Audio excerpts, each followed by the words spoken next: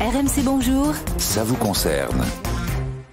Vous allez peut-être commencer vos courses pour les fêtes de fin d'année. Attention, Noël, c'est la période où vous avez le plus de risques de vous faire avoir, notamment sur les produits alimentaires. Ah oui, les industriels jouent sur le fait qu'à cette période, on se lâche un petit peu, on veut se faire plaisir avec des produits qu'on ne connaît pas très bien et clairement, ils en profitent pour nous induire en erreur. Foodwatch nous alerte sur ces pièges tendus aux consommateurs. L'ONG propose d'ailleurs de voter sur son site pour la casserole d'or de l'année, donc la pire arnaque de Noël. Alors, petit florilège de ce que vous pouvez croiser dans votre supermarché.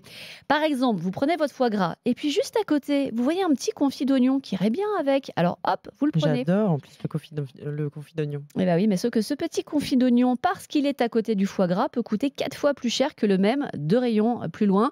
Même Mais chose. c'est ça, c'est fou. C'est hallucinant C'est-à-dire quand même. mais il y a un problème. La même marque, exactement le même. Le même, il va coûter plus cher parce qu'il est placé à côté donc du ça foie a un gras. code barre différent. Enfin, ça me paraît dingue.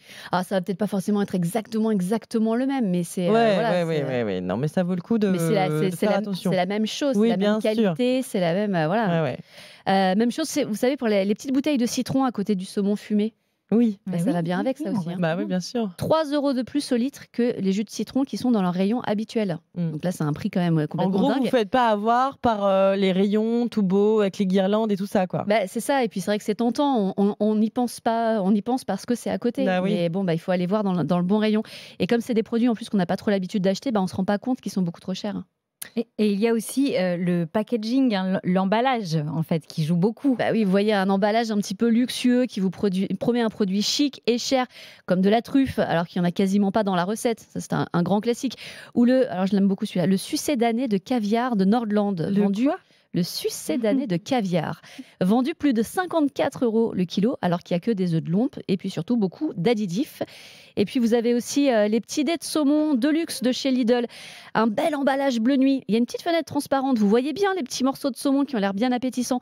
Sauf que quand vous ouvrez, tous les petits dés sont concentrés au niveau de la petite fenêtre. Le reste, c'est du vide. 63% de vide, quand même, précisément. Sympa.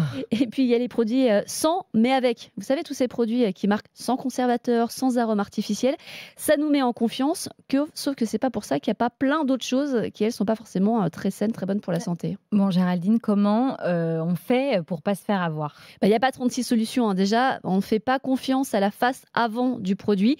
On ne regarde pas seulement l'emballage, c'est le marketing. Il faut toujours retourner le produit et lire l'étiquette, la liste des ingrédients, son origine. Et puis autre chose, on regarde des produits similaires et on compare le prix au kilo ou au litre pour voir s'il y a vraiment de gros écarts, comme entre le confit d'oignon qui est à côté du foie gras ou celui un petit peu plus loin. Vous pouvez avoir de très gros écarts de prix alors que c'est la même chose.